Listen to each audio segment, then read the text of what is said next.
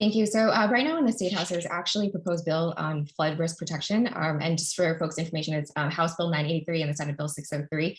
And if you take a look at it, it actually includes important language for initiatives such as creating a flood risk protection trust fund that actually helps to cover the acquisition of properties from willing owners, structure demolition, and relocation of impacted property owners in these marsh areas, tenants, their lessees, et cetera, in coastal floodplain and wetland restoration, and also helps to fund the creation of open space for conservation and recreational purposes.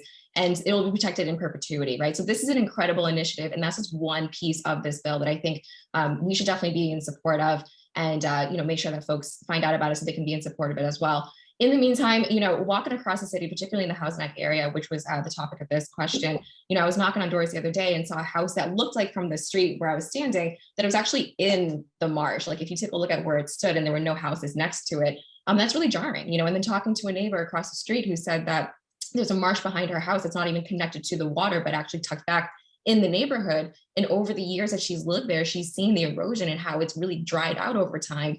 And if we don't take a look at the impacts that we have with development currently happening here in the city, we can't wait for something like this bill to come down the pike to provide funding to buy these buildings, right? Those are long-term solutions. If we're looking at immediate solutions, what I think we can do on the city council, again, is look at the citywide zoning assessment to see where we are developing, to see where there's some more lax zoning codes that we need to crack down on. Because once we do that, those are immediate changes to ensure that these developments aren't happening tomorrow, that they're not getting sent to zoning board next week, that they're not looking for approvals a month from now. So I think we can do both of those approaches. It always comes back to, again, collaborative efforts, right? What can we do here on the city council in the role and capacity that we have to quell this problem? But on top of that, what can we do to branch out of that to look at other resources, such as this state bill that could provide a lot of funding for us to then use to purchase these properties, right? To ensure that we're maintaining these wetlands. Time. I think, again, those collaborative efforts are really important to be effective.